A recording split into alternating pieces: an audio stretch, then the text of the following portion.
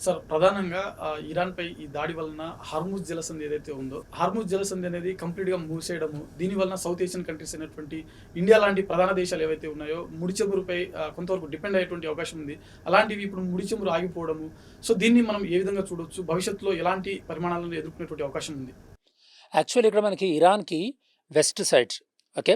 పశ్చిమాన మనకి Persian Gulf అనేది ఉంటది.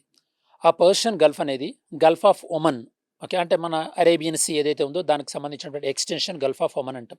ఈ గల్ఫ్ ఆఫ్ ఒమన్ దాంతో పాటు ఈ పర్షియన్ గల్ఫ్ ఇవి 2 కూడా మనకి ఒక నారో వాటర్ బాడీతోని కలుస్తదనమాట. అంటే ఒక చిన్న వాటర్ బాడీ. దాని పేరే మనం ఈ యొక్క స్టేట్ ఆఫ్ హర్మోజ్ అంటాం.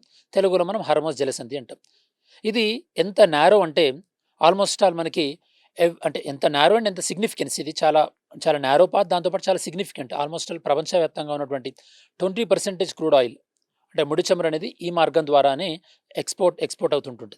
అట్ ద సేమ్ టైమ్ ఇండియాకి రావాల్సినటువంటి క్రూడ్ ఆయిల్ ఆల్మోస్ట్ 80% అనేది ఈ మార్గం ద్వారానే వస్తది. మరి ఎప్పుడైతే గనుక ఈ మార్గం ద్వారా వచ్చేటటువంటి ముడి చమురు షిప్ ఏదైతే ఉంటదో అవన్నిటిని ఇప్పుడు ఇరాన్ అటాక్ చేసే అవకాశం ఉంది కదా!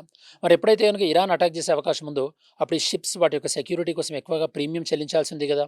అంటే ఎప్పుడైతే షిప్స్ ఎక్కువగా ప్రీమియాన్ని పే చేస్తున్నారో అప్పుడు ఆటోమేటికల్‌గా కాస్ట్ ఆఫ్ ట్రాన్స్‌పోర్టేషన్ పెరుగుద్ది. దానివల్ల క్రూడ్ ఆయిల్ ప్రైస్ పెరుగుద్ది. క్రూడ్ ఆయిల్ ప్రైస్ అనేది $80, $90 నుంచి సుమారుగా $150 కూడా వెళ్ళే అవకాశం ఉంది. క్రూడ్ ఆయిల్ అంటే సింపుల్ ముడి చమురు. ఆ క్రూడ్ ఆయిల్ మన ఇండియాకి వచ్చిన తర్వాత దాన్ని మనం రిఫైన్ చేస్తాం. రిఫైన్ చేసిన తర్వాత దాని నుంచి ఆయిల్ పెట్రోల్, డీజిల్, కిరోసిన్ వస్తుంటాయి. ఎప్పుడైతే మన క్రూడ్ ఆయిల్ పెరుగుద్దో ఆటోమేటిక్‌గా మన పెట్రోల్, డీజిల్ కూడా పెరుగుద్ది కదా! ఎప్పుడైతే మన పెట్రోల్, డీజిల్ రేట్లు పెరుగుతాయో అప్పుడు ట్రాన్స్‌పోర్టేషన్ కాస్ట్ అంటే మనకి ఈ యొక్క ట్రక్కుల ద్వారా వచ్చేటటువంటి గూడ్స్ పెరుగుతాయి కదా! ఆటోమేటిక్‌గా అది ఇన్‌ఫ్లేషన్‌కి దారితీస్తది. అంటే ఓవరాల్‌గా ఇండియన్ ఎకానమీ ఇన్‌ఫ్లేషన్ ఖచ్చితంగా పెరుగుద్దా అంటే పెరుగుద్దని మనం చెప్పొచ్చు. ఇది ఫస్ట్ నంబర్ 1 రీజన్.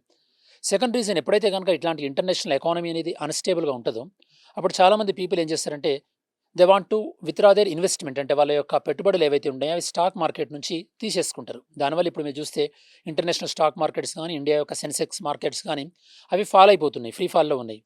వాళ్ళేం చేస్తారు? They want to invest in safer options. అంటే ఏం ఆప్షన్స్ ఉంటాయి? డాలర్ అనేది సేఫ్ ఆప్షన్. అంటే ఇప్పుడు మన ఇండియాలో ఉన్నటువంటి ఇన్వెస్ట్‌మెంట్స్ కూడా అమెరికన్ స్టాక్ మార్కెట్‌లోకి వెళ్ళిపోతాయి. అట్ ద సేమ్ టైమ్ ఇంకా సేఫర్ ఆప్షన్స్ ఏముంది? మెటల్. మెటల్ అంటే ఫర్ ఎగ్జాంపుల్ గోల్డ్, సిల్వర్.